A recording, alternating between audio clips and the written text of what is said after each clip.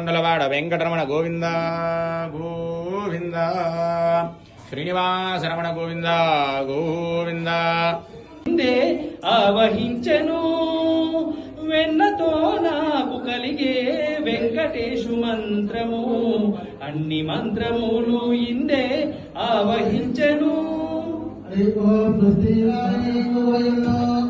Lakshmi క్షేమంకరాయ Kalyanam